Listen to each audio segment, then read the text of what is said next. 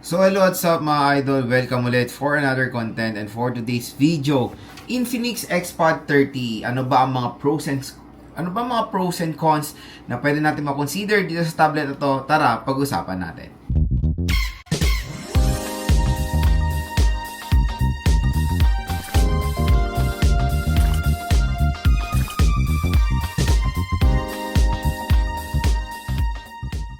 So ayan mga idol, for today's video, another quick review na naman tayo dito sa isang napakabenta na tablet na lumabas ngayon 2026, which is the Infinix Xpod 30. Ito po siya. So ito ay isa sa napakamura, the best deal na tablet na pwede nyo ma-purchase ngayon 2026. Pero syempre mga idol, wala pong perfect na smartphone, walang perfect na tablet. Lahat po yan ay may mga pros and cons or advantages or disadvantages. Siyempre, dito sa video natin, tatalakayin po natin yung mga yan para maging guide din sa mga consumers natin na gustong bumili nitong Infinix Xpod 30e. Pero bago tayo mag-start, ang tanong, magkano nga muna ba itong tablet na to? So, si Infinix Xpod 30e for the 4GB 128 is 9,000 pesos. And 8GB 256 is 11,000 pesos. Ito magandang balita dito sa ating video. Pag tinap mo yung video, may shopping button dito. Aba, mura at bagsak presyo lang mo ko itong Infinix Xpod 30. Usually around 7,000 pesos. Pwede nyo makuha yung 4GB 128GB of internal storage neto, which is itong gamit po natin ngayon for today's video. So, at ito pa, dito yan lang, exclusive lang yan dito sa ating video.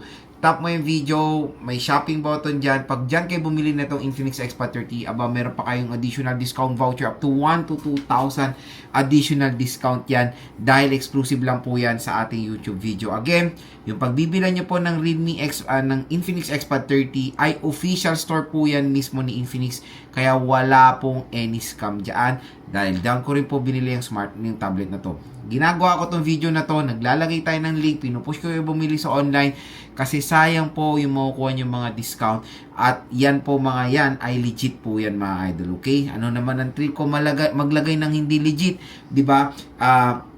Tumutulong nga tayo sa mga consumers natin makatipid kasi sa mall medyo mataas po ang mga presyo nito. Okay? So, syempre unahin muna natin yung kanyang mga cons or disadvantages. Unang-una dito na pinaka na-disappoint ako, legit naman, charging rate. Okay naman yung battery niya, yung charging rate is 10 watt charging rate. Walang kahit anong bilis yung charging rate nito. Yung charging rate na yan, napakatagal na natin nakikita yan. 2015, 2020, 2014 pa yung mga yan. Napakabagal po mag-charge nito mga idol. At yan ang isa sa pinaka-disadvantage ng Infinix Xpod 30e. Slow charging lang siya na 10 watt. Even though USB Type-C po yan, walang kwenta yung Type-C na yan dahil hindi po siya fast charger. Kasi syempre ang purpose ng Type-C is for fast charging and fast data transfer. Pero dito, normal lang siya na baliktaran na port. Na para siyang micro USB port rin na USB Type-C na. Yun lang yung isang nakita kong con dito rin sa Infinix Xpod 30e. And real talk mga idol, yun lang yung nakita kong con dito sa tablet na to.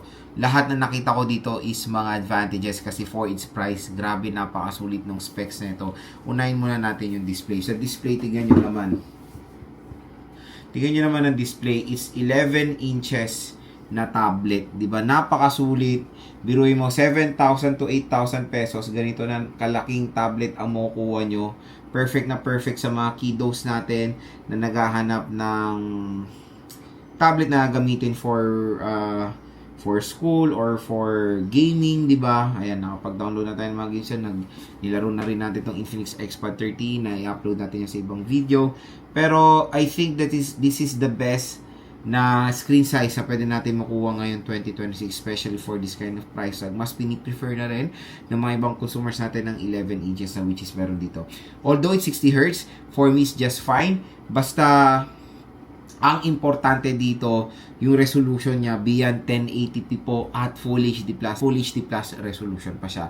So yan ang isang priority of course ng tablet. Yan yung isang reason kung bakit bumibili yung mga consumers natin ng tablet sa screen. Kaya kudos sa Infinix na finokusan nila yung screen netong si Infinix Xpod 30. Ito pa ang magandang advantage nito. Ito pero yung bumili lang kayo kumpleto na meron na kayong free case na meron pang stand na kasama. So, di ba? Hindi na kayo bibili ng case nyo, pang permanent case na yung included dito sa Infinix X5 30, no, which is very nice sa Infinix na nag-provide sila ng ganito na malaking tulong of course sa mga consumers natin. Ayan.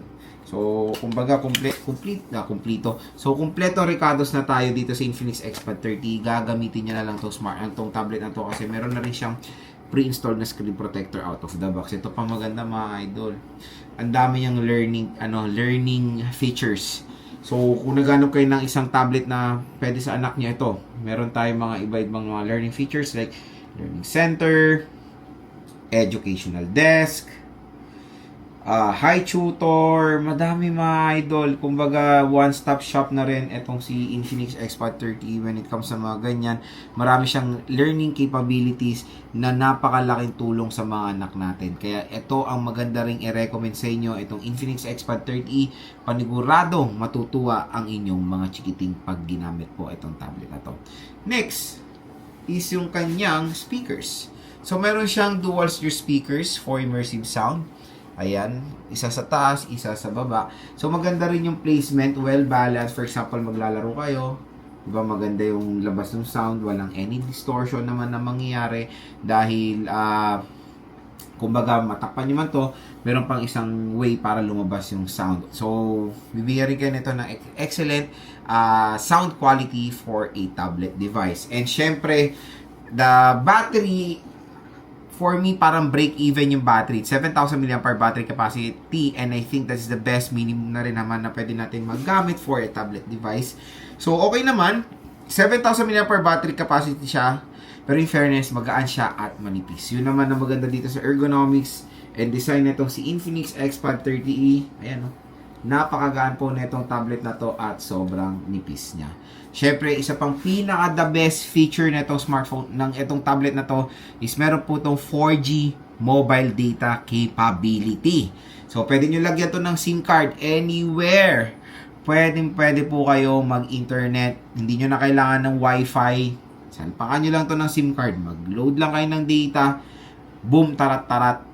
Meron na kayo agad internet connection dito sa Infinix X5 30. At kung malakas ang topak nyo, pwede nyo gamitin tong cellphone, di ba? O, hello, nasan ka na? For that kind of feature, isa yan sa pinagmamalaki ng Infinix when it comes dito sa tablet na to. Kasi, uulitin ko, bibihira lang tayo makakita ng tablet device na merong 4G LTE sa ganitong kamura na presyo lang.